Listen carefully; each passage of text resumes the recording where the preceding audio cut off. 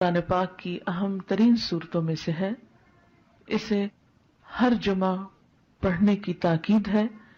جو شخص اسے ہر جمعہ کے روز پڑھے اس کے بارے میں نبی صلی اللہ علیہ وسلم نے فرمایا کہ جو جمعہ کے دن اس کی تلاوت کرے گا تو آئندہ جمعے تک اس کے لیے ایک خاص نور کی روشنی رہے گی، یعنی اللہ تعالیٰ اسے اپنی طرف سے ایک خاص روشنی عطا کریں گے.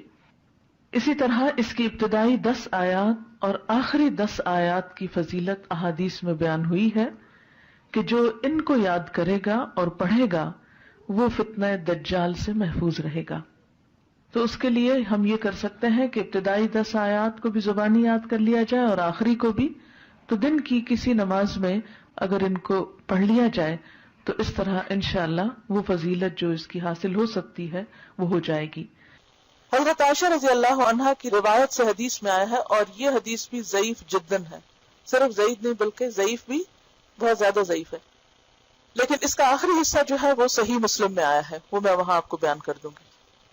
رسول اللہ صلی اللہ علیہ وسلم نے فرمایا، کیا میں تمہیں ایسی صورت نہ بتاؤں جس کی عظمت نے زمین و آسمان کو بھر دیا ہے، اور اس کے لکھنے والے کے لیے بھی اتنا ہی اجر ہے، اور جو اس کو جمعہ کے دن پڑھے تو اس جمعہ سے لے کر جمعہ تک یعنی اگلے جمعہ تک اور 3 دن کے زیادہ بھی گناہ بخش دیے جاتے ہیں. اور جو آدمی سوتے وقت اس کی آخری 5 آیتیں پڑھے تو وہ رات کے جس حصے میں بھی اٹھنا چاہے گا اللہ اسے اٹھائے گا. تو لوگوں نے کہا ہاں اللہ کے رسول صلی اللہ علیہ وسلم ضرور بتائیے، تو آپ نے فرمایا سورت کہا. بہرحال ایک اور حدیث میں، اب یہ جو حدیث ہے یہ صحیح مسلم کی ہے کہ جو اسے جمعہ کے دن یا جمعہ کی رات میں پڑھے گا، یعنی جمعہ کی رات وہی جو جمعہ سے پہلے آ جاتی، وہ فتنے سے محفوظ رہے گا. اور ایک اور بات سے پتہ چلتا ہے کہ فتنہ دجال سے محفوظ رہے گا. اور اس کی جو پہلی 10 آیتوں سے متعلق حدیث ہے وہ بھی صحیح ہے کہ جو شخص اس کی پہلی 10 آیتیں پڑھے گا، یاد کرے گا، وہ فتنہ دجال سے محفوظ رہے گا. اسی طرح اس کے پڑھنے سے گھر میں سکینت اور برکت نازل ہوتی ہے. ایک مرتبہ ایک صحابی نے سورہ کہف پڑھی، گھر میں ایک جانور بھی تھا، وہ بدکنا شروع ہو گیا. انہوں نے غور سے دیکھا کہ کیا بات ہے، یعنی میں قرآن پڑھ رہا ہوں اور قرآن پڑھنے سے تو ظاہر ہے سکون نازل ہوتا ہے، یہ جانور کو کیا ہو گیا جو اچھل کود کر رہا ہے. تو انہیں ایک بادل نظر آیا جس نے انہیں ڈھانپ رکھا تھا. صحابی نے اس واقعے کا ذکر حضور اکرم صلی اللہ علیہ وسلم سے کیا تو آپ صلی اللہ علیہ وسلم نے فرمایا اسے پڑھا کرو، قرآن پڑھتے وقت سکینت نازل ہوتی ہے. ہمارے گھرانوں میں سکون کیوں نہیں رہا؟